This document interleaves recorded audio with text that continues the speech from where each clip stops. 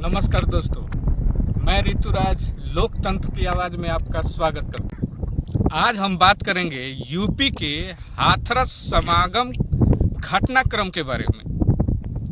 अब आप किसी भी न्यूज़ चैनल पर उस घटना के डिबेट के बारे में नहीं सुनेंगे, क्योंकि शायद सरकार और प्राकृतिक ने उसका निष्पादन कर दिया है।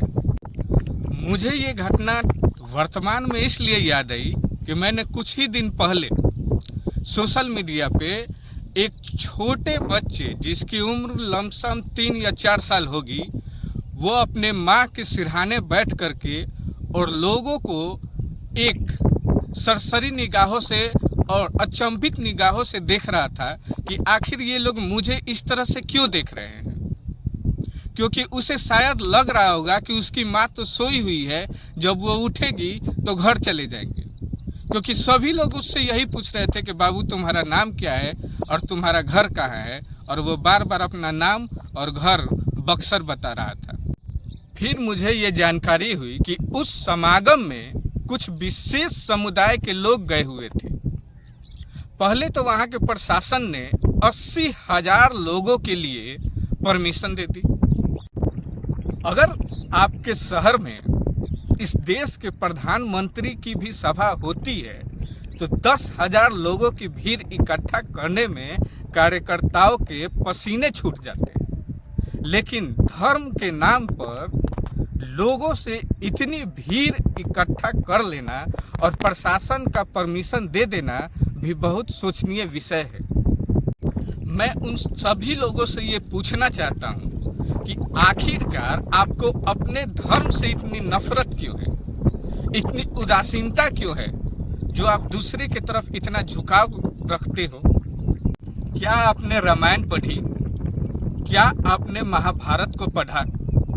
क्या आपने अपने सभी ग्रंथों को पढ़ा?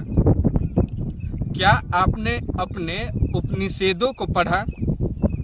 क्या आपने भगवान महावीर को पढ़ा? क्या आपने भगवान बुद्ध को पढ़ा? क्या आपने चाणक्य को पढ़ा? क्या आपने गुरु नानक जी को पढ़ा? क्या आपने डॉक्टर अंबेडकर को पढ़ा? या फिर क्या आपने ओशो, डॉक्टर रजनीश, उनको पढ़ा? नहीं ना। फिर इतनी उदासीनता क्यों? आप इनको पढ़ तो लो एक बार। या फिर जितने भी हमारे महापुरुष हैं, उनमें से किसी के जीवनी को या फिर किसी के भी किताब को आपने सही ढंग से पढ़ा? नहीं ना।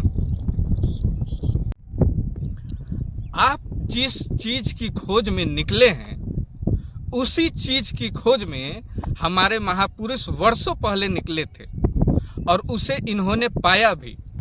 और आज आप देखेंगे कि पूरी दुनिया इनकी किताबों और इनकी जीवनियों में इनको ढूंढ रही है। ये ताकत है हमारे धर्म में और हमारे धार्मिक किताबों में। फिर आप दूसरे की तरफ क्यों मुड़ जा रहे हैं?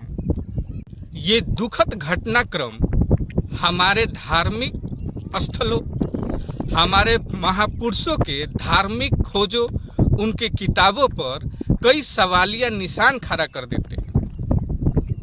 अगर आप धर्म स्थल पे जाने का सही मायने समझ लें तो आप कभी भी इस तरह की घटना का शिकार नहीं होइएगा।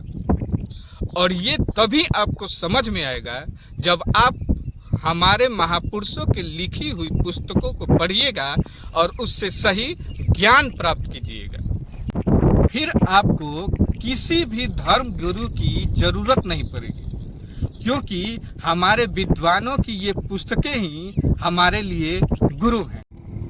आप लोग चमत्कार के पीछे क्यों भागते हैं? दुनिया में चमत्कार जैसी कोई चीज नहीं होती। विज्ञान ही चमत्कार है।